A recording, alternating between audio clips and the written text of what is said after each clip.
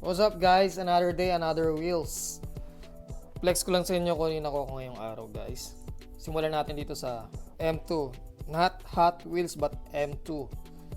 Ito guys, ang 1969 Ford Mustang funny car.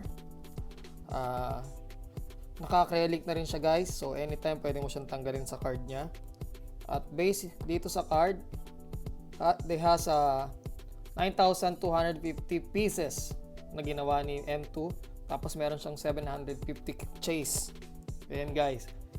But bago lang ako sa M2. I don't know kung ano yung chase nito guys. Kaya kung alam nyo, share nyo naman sa akin guys. So, the second one guys, here. 65 Ford Galaxy Golf Edition. Ang ganda nito guys. Ito naman nakuha ko to sa collector na din. But in a good price guys. At base sa likod guys, meron siyang 10 cars sa set ng card na to. Ayan. Ang ganda. Ang pogi nito. At last but not the least, ito naman guys, nakuha ko sa Walmart.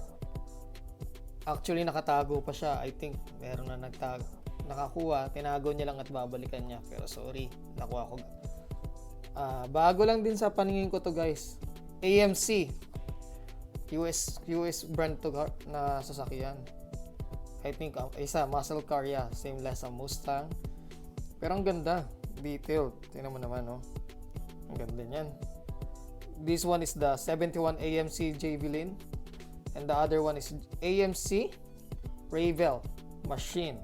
Ang ganda, pogi. At based naman sa set niya sa likod, ayan. Ang ganda rin ng mga kasama nito, Nissan at saka Mini, Morris at saka Austin Mini pickup. Ang ganda. Sana makuha rin natin yung set na yan guys. Pero ayan, hindi na lugi ang araw ko ngayon guys. So ayan guys, flex ko lang sa inyo. Not bad for today.